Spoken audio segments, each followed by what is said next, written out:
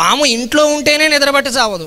1000 పడగల ఆదిశేషువు పైనుంచి విషం కక్కుతూ ఉంటే కాపురం ఎలా చేస్తారమ్మా ప్రశాంతంగాను అంది. అందుకే విష్ణుమూర్తిని శాంతాకారం భుజగశయనం అన్నారు.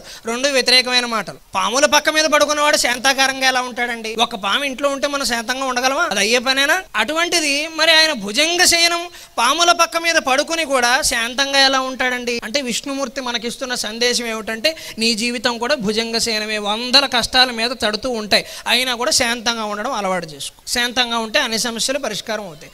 అన్నింటికీ నవ్వుతూ ఉండు. కష్టాన్ని భరించి. ఒక కష్టం జీవితంలోకి వచ్చిందంటే అదే నన్ను అడిగితే సుఖం.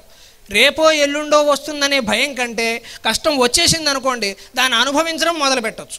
అయిపోతుంది కదా, ఏడాదికో 6 నెలలకో వదిలిపోతుంది. అలా కాకుండా నీకు 2036లో వస్తుందంటే అమ్మో వచ్చేస్తోంది కష్టం అని చెప్పి ఎప్పటి నుంచి బీపీలు షుగర్లు పెంచేసుకుని కొత్త కష్టాలు మనం తెచ్చేసుకుంటాం. అంతకంటే అది వచ్చేయటం సుఖం కదా. అందుకని శాంతాకారం భుజంగ